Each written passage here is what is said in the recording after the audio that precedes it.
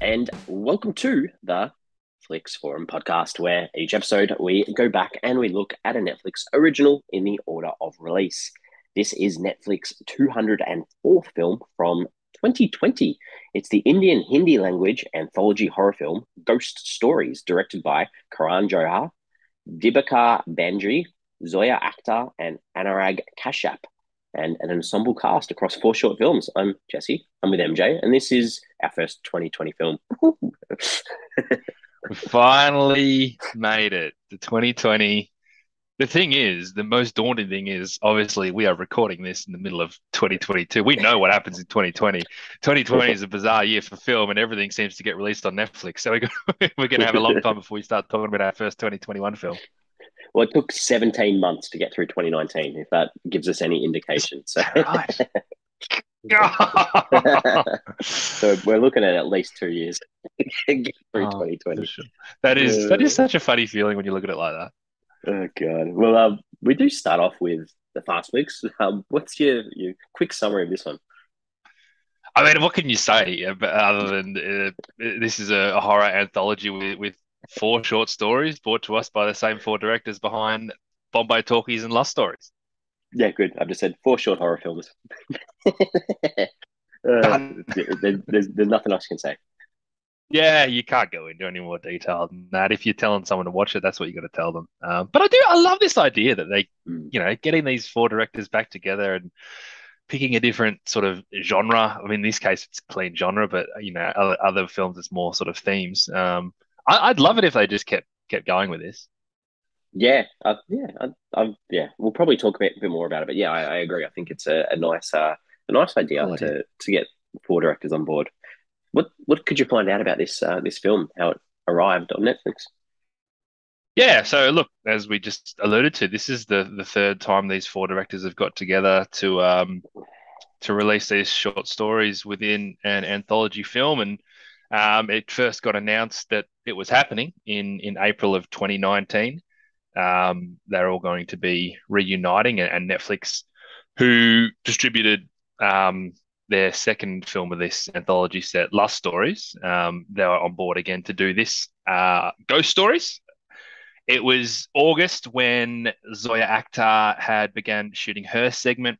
In September was when Anurag Kashyap began for his segment. I find this really interesting that there seems to be the order that they started shooting was the order that it ended up in the anthology. Now, I don't know if that's just like, oh yeah, we'll just whack it on at the end if you whenever you're ready. Because I do think when you do make an anthology film, there does have to be some sort of flow and some sort of feel to the structure of the stories. What I did like that I found interesting was Karan Johar admitted very early on that this was going to be a real challenge for him because he just flat out doesn't watch horror films Mm. because he finds them too scary. Even if there's something scary on TV, he can't watch it. So he went down this route of making a ghost story as per the title of the film, but prefaced it from the beginning by saying it's not going to be scary. So he kind of he kind of mentioned that this whole process was an ordeal for him to find a story, and he ended up finding a short story that was written through an agency by a writer who he'd never actually met. Um, but he had to read about 50 different ghost stories just to find the one that he wanted to make. And at one point, he was saying that he couldn't even sleep in his own bedroom because he was so frightened. So I love the commitment that they got. Like the 4 of them are like, "Hey, we're going to do this." He's like, "Do we have to do ghost stories?" So he finally got one on board. I think he said he was going to contact the writer at some point before he started shooting it, which was October 2019. He filmed that in Goa. I couldn't actually find out when Dibakar Banerjee uh, filmed his, but I have to assume that maybe it was in between the other two Who because his knows? was the third movie thing. That's So, a good assumption. and then the film released first of the first, so New Year's Day 2020, and then that's it. Yeah, this was nominated for 9 awards altogether across the award ceremony. So it won 2 for Best Sound Recording and Foley Artist for Short Films at the Indian Recording Arts Awards. It's also nominated for a bunch of other awards for supporting actresses throughout as well. So um, yeah, mainly Indian festivals, but that's all good. The idea, I guess we'll say it now, we're going to spoil these 4 short Oh yeah. stories as we go. So if you're interested in checking them out, then give us a pause, come back a little bit later on. The as you mentioned, with the previous two films, they were very more thematic rather than just the idea of a horror sort of genre style. So each story in these short films does have a one running thing through it, which is a crow. There's a crow in all four of these short stories. So first one, there's a dead crow on the ground at the start. In the second one, the crow and the egg is It's massive in the plot, obviously. quite a big part of it. In the third one, there is a crow eating the flesh of one of the zombie sort of Oh, yeah, people, and yeah. then the last one, which is the grandma ghost story, the walking stick that plays a part. The head of the walking stick is the head of the shape of a crow as well. So I didn't pick that nice. up. I'll be You honest, pick that. Jesse. So it's nice that they Nah, had one running thing throughout all the it's like Tropfest where you have to make a film with a certain film. thing in it every single year. Very true. Translations around the world. So in Brazil, this was just called Four Ghost Stories. So I'm very telling you exactly what it is. in That's your fast flicks. it is. In Greece, it was horror stories. Romania, it was the anthology of ghosts, and in Vietnam, it was just haunted stories. So a little bit of a spin on each of those there. Tagline. Did you say the tagline for this one? No, I didn't. Oh, good. So the tagline was "Your fears will find you." Ooh, generic. But I Very guess you got to generic. be generic, right? Like it's Yeah. four There's different four stories. different movies. So true. What were the critics and audiences saying about this one? So I jumped on IMDb firstly to get a sense of the temperature of the room for this movie, and it's terrible. It's Mm. 4.4 out of 10, which is like as low as we've seen on IMDb. IMDb is generally, they're pretty happy to give it at least a 5 out of 10. 4.4 out of 10 off 5,300 ratings is terrible. I was so surprised to see that score. Letterboxd is actually a little bit higher, albeit not amazing, but Mm. it's a 2.5 out of 5 with nearly 2,500 ratings. Um, Not overly popular. No, from what Mm. I can gather, a lot of the criticism was around the fact that it wasn't that scary, that basically three of the four movies weren't that good. And yeah, it was pretty it's pretty scathing. I was surprised. Yeah, Rotten Tomatoes is even worse than all that. We've got what have we got? The critics 33% on nine reviews, so that's rotten. But the audience, this is bad. 16% on What? more than 50 ratings. 16%. That is so low. So yeah, obviously not necessarily well received. And as you mentioned, I think yeah, obviously if you market a film as for scary ghost stories, you do want to have some sort of scares in there. And personally, I don't think there was one moment that really scared me. Yeah, it was more of a mood, wasn't it? Yeah. Than actual scare, but we'll get into that, won't we? Yeah. Well, what are your early thoughts for this one? Well, this is why I was so surprised with the ratings. Because I enjoyed it. I do agree, as we just sort of spoke about, it wasn't overly scary, but it was a fun watch. So I think in a horror anthology is up my alley. And being able to consume four very different stories, all based around the idea of being scary or ghosts or whatever it is, um, comes out really nicely in four different tales. And I think it's got such difference in each story. You've got this conventional haunting horror, you've got this really abstract body horror story, you've got a zombie apocalypse kind of story, and more of this real kiddie ghost story. And it wasn't perfect, but I kind of just found myself enjoying watching this on what was a dark, rainy night and I had a warm cup of tea and the lights are off and it was fun. Good. Yeah, it was solid. Like I enjoyed it as well. I think it was hard for me not to compare it to the two previous anthologies from the other two directors because I had fond memories of both of For those. sure. Um, and this one probably didn't stand up as much because I really like that idea of, and I mentioned it before, that continuing theme throughout, or something that's connecting all the stories together. So, um, yeah, I wasn't scared in any of them, but there was definitely tension at moments. For Um, sure. there were laugh out loud moments at times, which I don't necessarily think were probably meant to be funny, but I still enjoyed the four films together. So I think we're going to do this a little bit differently, but we're going to sort of attack each one separately. Before we start, I'm just going to say I think the opening credits, the Yes. animation were sick. That was so cool, It so was cool. so good. Yeah, it really like took me back to like being like a kid and watching like a cartoon that's kind of supposed to be scary, but like isn't that scary? But it's being like kid scary is cheapy, creepy. It was charming. It was a bit exciting. It was such a great launch pad into the movie. Was, and I meant to go back and watch it again because I'm pretty sure that like it was very close to what the four films were all about from memory too.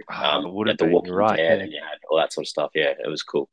All That's right, a so we good point. start off with the first one. So Zoya actors one, 15 writing credits, 10 directing credits. I guess talk about some characters to start off with this one. What are you thinking? It is a bit of a shame they don't name the stories. Yeah. They just call it like a Zoya actors segment. Mm. um, Characters. So we've got two characters. Let's start with Samira. I guess you could argue she's basically in every single shot of this. I think I was much less interested in her story or her backstory and her relationships and kind of her subpar nursing or caring skills as I was actually going into with this house and everything that was going on in the house. It kind of felt like her story was like this filler fodder just to keep us warm for some of the scares that the story was going to give us, which means it could have tightened up a bit, but I still really actually enjoyed the story. Cool. Yeah. The I guess the idea of that nurse that it sort of gives you a little bit of that she's stepping in for someone else, and she's doing the same in this affair that she's having with this man. She's stepping in for some needs that he wants as well, and she's constantly let down by this guy, which is a little bit sad when you think about the situation that she's actually in. I felt really bad for it, to be honest, the way that she was being treated. And we didn't even like, it's like a 30-minute short little film. And it was just, I just felt bad for her. But yeah, I agree. Mrs. Malik, the suffering from dementia, had a stroke, misses her son, relies on him. It's interesting, intriguing, but it's hard with these because there's not a lot of depth in the characters. So, scenes. Have you got any scenes that you wanted to talk about? Look, scenes slash things that I liked. I think in general, the old lady, I can't remember her name now. I've Mrs. got it written Mrs. down here Malik. somewhere. Mrs. Malik. Mrs. Malik. Thought she was really creepy, like very well cast. Makeup was great, trying to make her look bloody scary, and she did. She looked really scary. So the first good scare I got was when she woke up in the middle of the night and she was just sitting up. I know it's such an obvious thing to do, but it still worked. And and almost my favorite scene of the entire film was the reveal at the ending. And I got literal chills on the back of my neck. Um, that lingering shot of Samira just staring into I think it was a cupboard or like a walk-in cupboard or butler's pantry, whatever it is. And that bait and switch that they talked about her son the whole time. The whole time you're expecting her son to be there somewhere or son, she's going to find her son. And then the reveal of it being her, and then that noise of the ghost, for lack of a better word, sliding across the floor. As I said, the hair honestly was standing up on the back of my neck watching that. I thought it was great. Yeah, I liked the idea, like looking on reflection back too. I liked the idea of Samira like walking around with those musk stick things to make the house smell nice because obviously there's a dead body in the house. Like it was just like there's just lots in it that like when you think back, it's like oh yeah, it makes a lot of sense as to what was actually happening. And I think there was that line. It was like you're alive and can breathe. That's more life than me, which also makes such more sense. They're just these cool little lines that they had in there that Yeah. that makes such more sense. And yeah, I really like that point of view of the camera sort of like tracking into that pantry and then back out with the body. It was yeah, it was there was some cool little shots in there. That's Anything you didn't like? great. I look more so just the backstory stuff. I feel like they Yeah. could have strengthened this whole story if we cared more about it. But as I said, it was almost like her story and the relationship she was having with this guy was all just kind of filler to make sure we got these scares and this final reveal. Yeah. Well, did I have I didn't have anything. So for me, just the ideas in this one, I guess, was um like men are pretty gross, especially that, you just wanted the booty calls and photos, let her down a fair bit.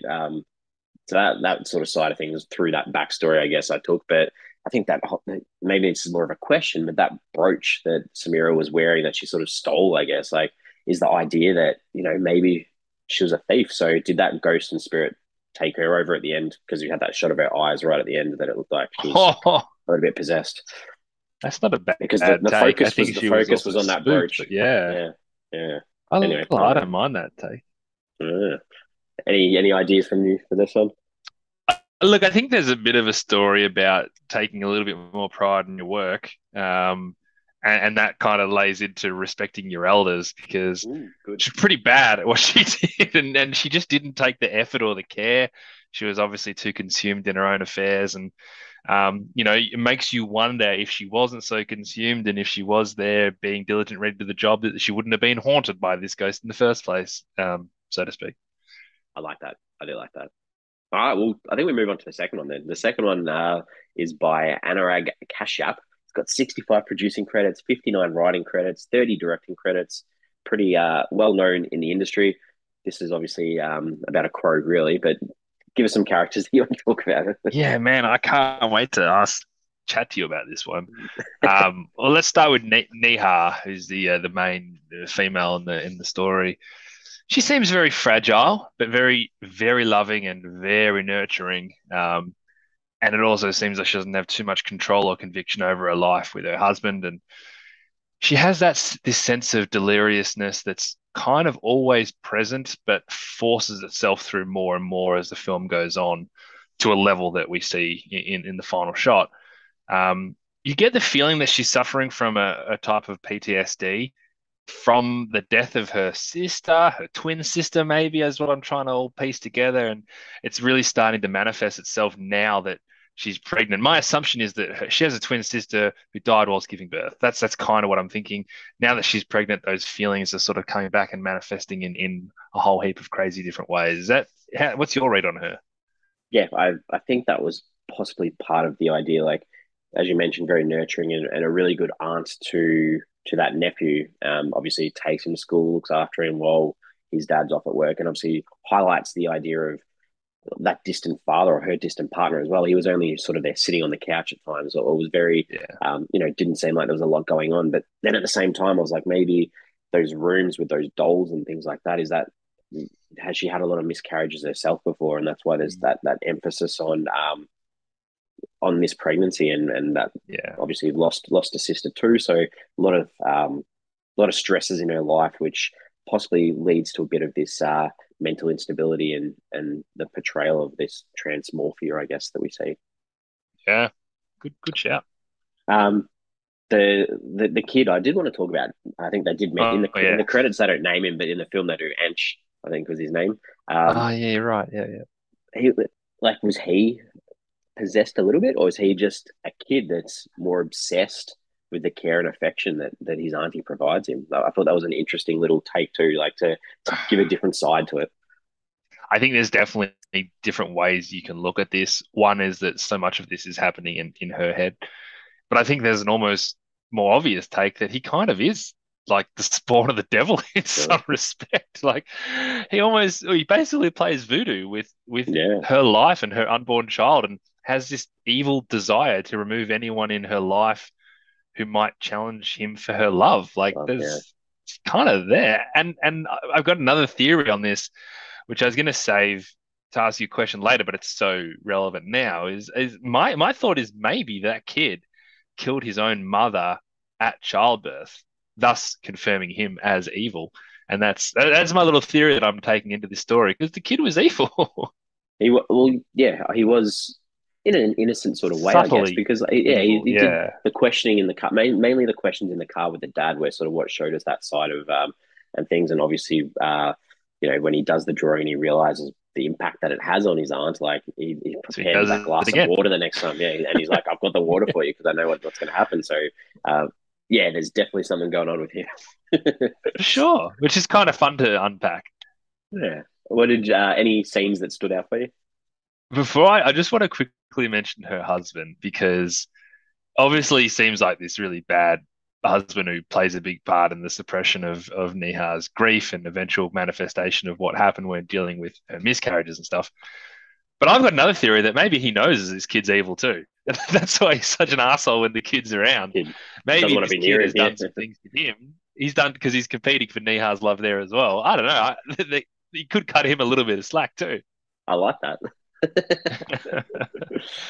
Right, scenes. Scenes though, I've there's nothing that I'm like I love that scene. The final this big bird transformation scene at the end.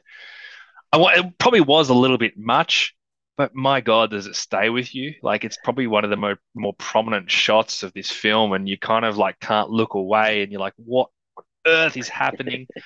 So, whilst I won't say I loved it, I have to applaud its the effort and the crazy idea to really just stick with it and go with it because it was definitely something else. Yeah, I'll put that while you're talking about. I'm going to say that was the one thing from this that wasn't a big fan of. I, Fair enough. like I get it. I get like you stick with that idea, but it's probably just like you can do the idea and the themes and what that's trying to say without like I think maybe one reveal would have been good because we had the reveal in the hospital bed as well as in the reflection through the mirror. I don't know whether you needed that twice. Like once probably was impactful enough, and you're like, "Whoa, okay, what's actually going on here?" Mm, I guess it really leaned into it because this isn't a horror story at all, Mm, except for that shot. So it's kind of like we are going to go full body horror on you and show you yeah, just this incredible manifestation yeah. of a I'll miscarriage. yeah. I enjoyed we spoke about it, the drawing, the kid with the scribbling in the stomach. It just led to that intrigue. It just kept you engaged. They're like, okay, what's going on here? Such a short film. So yeah. All right. Anything for you anything you didn't like? Look, just in general, I didn't really like the color scheme. I thought it was just Mm, too much on the very dark, moody side. We get what you're trying to do, almost. I wonder if maybe it doesn't work when it's, blanketed in between two other stories. It stands out too much. It kind of just took you off a little bit. fair, fair.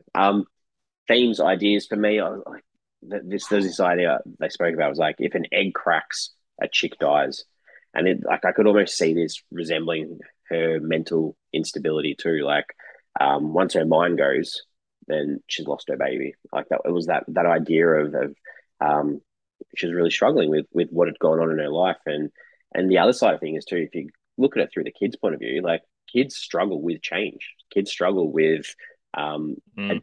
adapting to new things in life. So this could have been like a bit of a metaphor too of a bit of jealousy and a bit of concern from the kid that he's happy where life is at the moment. And that's why he's freaking out about what's going to happen if he's got to share that affection and love.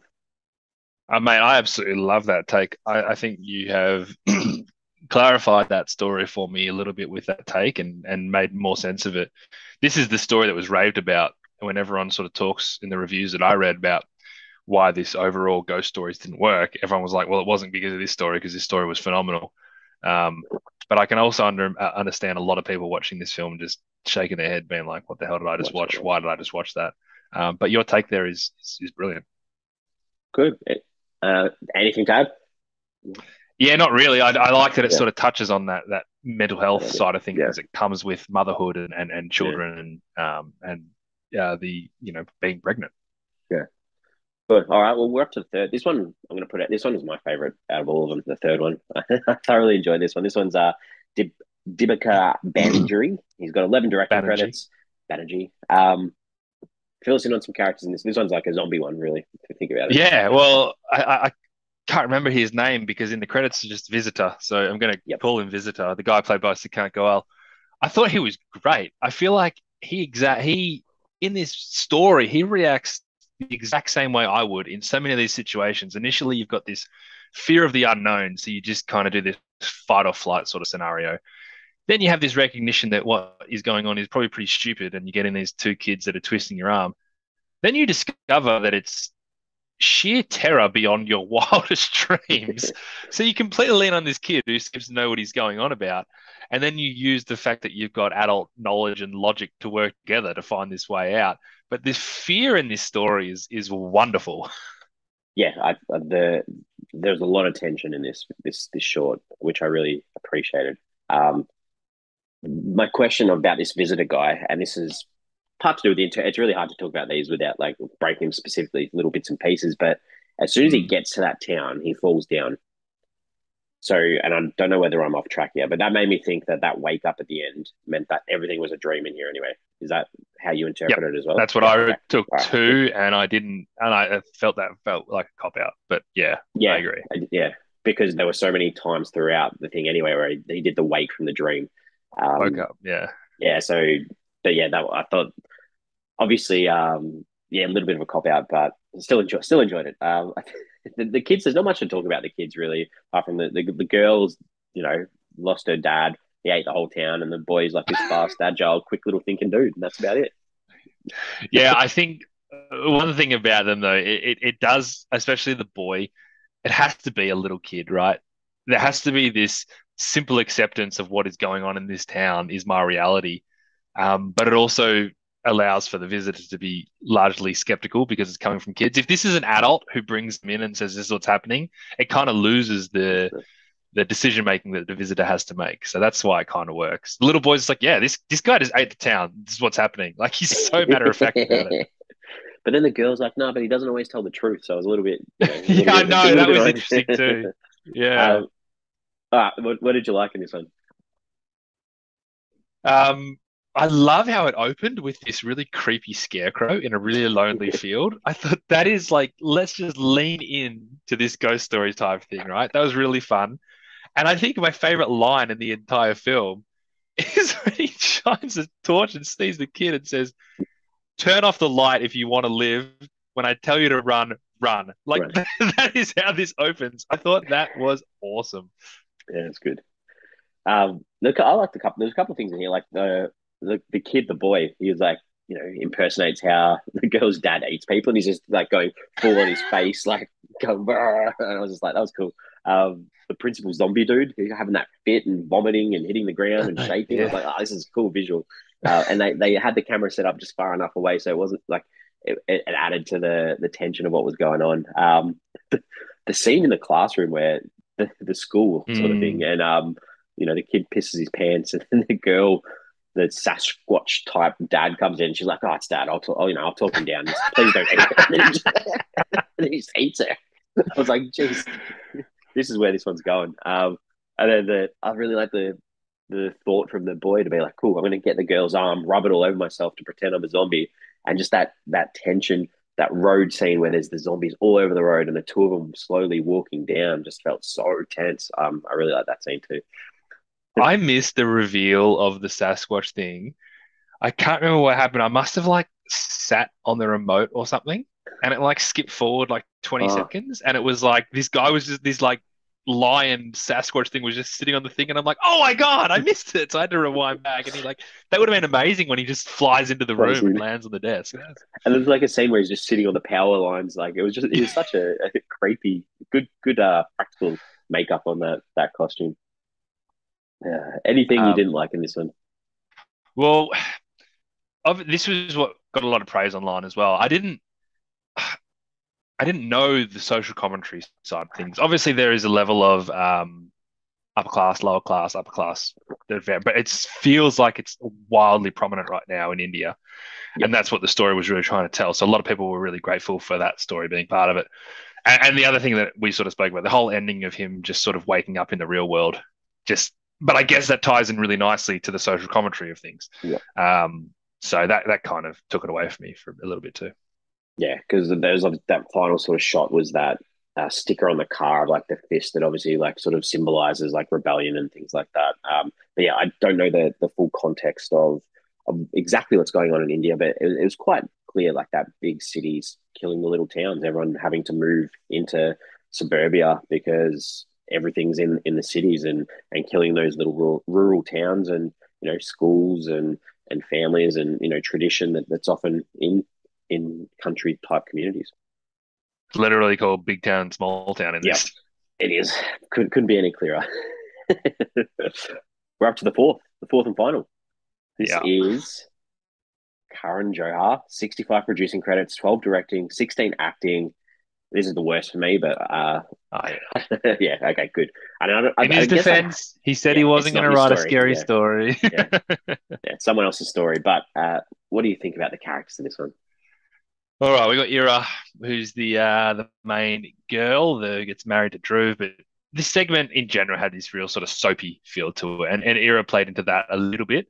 I appreciate that she was grounded in a normal reality and she recognized what was going on and the ridiculousness of what was going on. But I do wonder if more of a sweeping type analysis would have been the right move. She got a little bit uh, bit too excited at times about what was going. Not excited is probably the wrong word, but it just got a bit too much for her. And I mean, you've married a guy, so you sort of committed to this guy rather than just like yelling at him from time to time. Let's really get to the bottom of this from his perspective. If you meet someone and they're like full on communicating with the dead, I'm not just going to go, "You're an idiot. This is ridiculous." I'm going, "Hey, what's actually happening here? This is a big deal. Let's work our way through it." So she kind of lost me a little bit there. She completely lost me because she was so in love, like she was hopelessly in love and so quick to marry, but I didn't see any reason why why she was so interested in him. There was It nothing wasn't there. important. No, obviously it's not, but like to yeah. Anyway, that was my concerns with her, and he was just off from the It's crazy. start. Like yeah, Well, it kind of softens the blow of this being scary in any way because this story could be a little bit scary, no doubt. But he softens it because he's too unrealistic, and he really buys into this crazy idea that he talks to his dead grandma. And why would you get so annoyed if someone thinks it's weird? Like, there's got to be a level of you knowing, hey, I know this isn't it's a bit normal, weird. but I can communicate with my dead grandma. Like, but he's just like, oh, don't you dare! Why didn't you just say good night? Like, oh, come on, mate. Like, it's just a bit silly, right? It's a bit silly. I agree. And I'm probably going to repeat a few of the things you've already just touched on in my sayings. um, what did you enjoy the scenes for this one? Oh, hang on, sorry. Before you do that, I just wanted to touch on Shanty, that creepy housekeeper. Shanty, yep, yep. Yeah, I didn't talk about her, but she was a piece of work, wasn't she? Well, she added again to the creepiness, almost like Yeah, the lore of this grandma. But she works as Granny's henchwoman, really. mm. Yeah, that was, but such a late reveal in the story. Yeah, It's like they true. just need to add something else in. All right, scenes. What did you like? The only thing I'm going to say I like, and I'm stretching a little bit, I thought the ending was kind of good, only because it was the obvious reveal, and I kind of felt satisfied that that's where I thought it was leading. And it was like, yep, you're dead now. Look at all these other people that haven't believed in me. And you kind of have that like whoa moment, and then you're like, this story was pretty crap. But I didn't mind that moment. Yeah, I'm exactly the same though. The only thing I could say is that final scene, more so because I thought it was funny where the granny was like, look me in the effing face. I just thought that was funny. Yeah. She quoted her, right? Yeah, it was great. All right, what didn't you like? So the scene that led to that quote was when Ira was just like walking around a room, just like dropping F bombs and, and just Yeah, swearing. Obviously, that was a catalyst for that, for her basically deciding, oh, we're going to kill this girl. That was pretty ordinary. I think just in general, this whole thing felt like, those sort of scary stories you would see as a kid when it's like 5:30 on ABC and all the little kids shows had finished. And there's ones that like you don't realize that they're scary, and then you're halfway through and you're like, I'm a little bit scared watching this. This kind of had that feel to it. like around the twist episode. I loved Round the Twist. Um, Yeah, there's just little things where like little kids might be like, this is really creepy. Like yeah, that's kind of as far as it went. for me, the opening scene of is it Drew? Drew is his Drew, name, I think. Drew, yeah. Drew. And he's like they're just walking together like that soap opera vibe that you spoke about, and he's just talking about how he's went through every single one of our social media accounts. I was like, this guy's a creep, and it was cringy. Red flag. Yeah, massive red flag. Um, and then the only other thing that I really didn't like was that after the wedding night, and they're trying to get into it in the bed, and he's sort of sliding down the sheets. And this, you mentioned this moment, but having a go at her for not saying goodnight to the granny, and then doing that crack it like go to sleep move that you see in movies that is so lame. It's like grab my pillow, turn my head, I'm not talking to you anymore, like a little hissy fit. Oh god, it was so funny. Without explaining the And situation. Like you got to explain that situation. By the way, 8 o'clock every night, my dead turn granny myself comes to in it. and says goodnight to me. You can see her like fluttering the curtains. Just be cool. And like it's yeah, it's a bit silly. No, it was way And silly. but it leads into the one sort of idea I sort of tried to take from this was that idea of having faith. If you don't have faith in Granny, Oh. you're gone. So you got to believe. You got to honor the dead. If you don't honor the dead, then unfortunately, your time's up. Yeah, my idea was around like honor the dead and respecting the elders, but I still feel like she's pretty hard done by to be killed because of it. Like all of her concerns, I think, are well founded. So it's True. I think she's been unlucky. Yes, I agree. All right. Is there any overall ideas that you could connect throughout this film that you wanted to talk about, or Well, I Um, think in general, it makes me want to seek out more horror anthologies. I think the idea of a short, concise story leads itself really nicely to this genre. I think you can tell really good situational stories nicely in this format. For example, like the Zoya Akhtar story, it's just a little situational story that if you try to make a 90-minute feature-length film about it, it's not really going to work. But you can have a lot of fun with half an hour and get some real good scares. And I think horror in general leads itself well to that. yeah, I'm trying to think of it. Is it? I think it's called like Into the Crypt or something. There is some one from the '80s that has like a few good little short horror ones, which I'd recommend.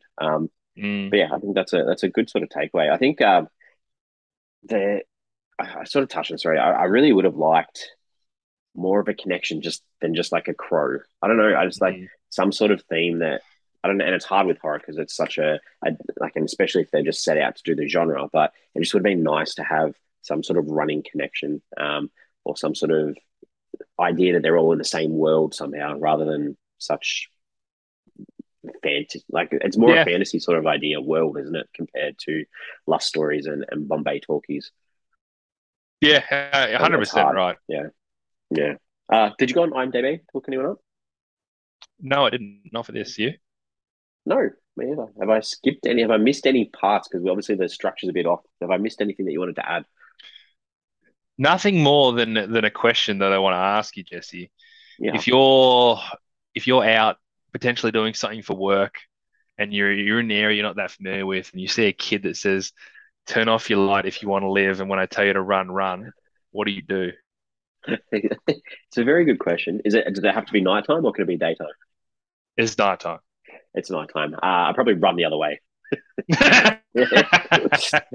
Back where you go. It's just such a great way to start a story. I thought it was so good. It was very good. Yeah, I don't have any questions from this one, so I think we're ready to wrap it all up and tie it all up and come up with a final rating. So, what are your final thoughts on this? Well, I enjoyed this watch. I think there were very different takes, but they all did their job in one way or another. And as a horror fan, despite not being overly scared, I did finish this feeling pretty satisfied. I'm giving it 3.5 stars, and I've watched all. I did watch Bombay Talkies this week. Oh I hadn't yeah, actually seen it. So that Lust Stories and now this, I've really enjoyed them all. And as I said, I want to see some more. yeah, good points. I think yeah, they the first three of these probably stood out compared to the last one, which we've probably touched on. So they all had really enjoyable moments. So the last one just sort of left a bit of a sour taste towards the end. But overall, like if you think about the way that these are made, like they look good, great craft, really, great use of camera, your mise en scène, your setting, everything like that, really good performances. It's not like there were any Hmm. performances in here apart from the last one again, but they're all pretty decent. Just So over the top. Yeah. yeah, I think it just quite didn't land as I would have liked because I had high expectations, I guess. But I'm still giving it a three out Yeah. of five. Yeah, Yep. Yeah, I'm so confused about the negativity around that. If it's just around the scares, and I get it, but like, there's more. You can still enjoy a horror film without being scared for every 10 minutes. yeah, exactly. So we're on socials: Twitter, Facebook, Instagram. Give us a follow. Question for this week is: do you believe in ghosts? If you had an encounter with a ghost, you do? Yeah. I do definitely Yeah. believe in ghosts. Always have. That's why I get scared with ghost stories more than anything else. I Wow. 100% believe in them, and I have this memory as a child, Jesse, when I was really young, where I think I've seen one. And I remember I spoke to my mum a few years later, no, a few years ago, so as an adult. And she said something like, "Yeah, I'm pretty sure you saw a ghost when you were a kid." And I never brought it up again because it scared the crap out of me. But there's something in my head that sticks with me in my bedroom at home. So I've always believed in ghosts. Oh. Yeah, the only like there was a my grandparents when they were alive. My nan, she had this. There was one time where she reckoned she looked out the front window at the park across the road, and there was a whole bunch of ghosts running around the park, which creeped me out a little bit when I was younger. Wow. Um, we thought maybe it was like a Ku Klux Klan gathering or something. I don't know. It's hard. I don't know what's going on. But God. yeah, I haven't personally had any experience with ghosts. So yeah, it's interesting. Interesting. So do you believe? No, No. no, I think I'd be too scared to believe. Like if I Yeah, put them it online is. saying they're not real, then I can't be scared. Yeah. Yeah, Well, no, it's a fair call. They don't have to be evil though. True. That'd be nice. Casper. Casper. Casper the friendly ghost. Case in point. We are back next week. Back together for a thriller film from 2020. Ooh. I'm very excited for this one. This is called A Fall from Grace. It's directed by Tyler Perry. It stars Crystal Fox, Felicia Rashad, Brescia Webb, Matt Chad Brooks, Cicely Tyson, and Tyler Perry as well. I've been looking forward to this one, so I'm excited. Did you say Matt Chad Brooks? Meshad Brooks. Oh, okay. I was going to say, what sort of a name is that? Mehcad. Meshad? Sorry, no, that's fine then. Yeah. I'm excited. This is good. I like Tyler Perry, so this will be good. I have no idea about it, so I do like thrillers. So let's do it. Let's do it. As always, it's good. Thanks for having a chat about one of the longer ones. It was a long film. This one too. Very long. Yeah, very long. Very long. So yeah, we will be back next week. And as always, thank you. I look forward to it. See you then.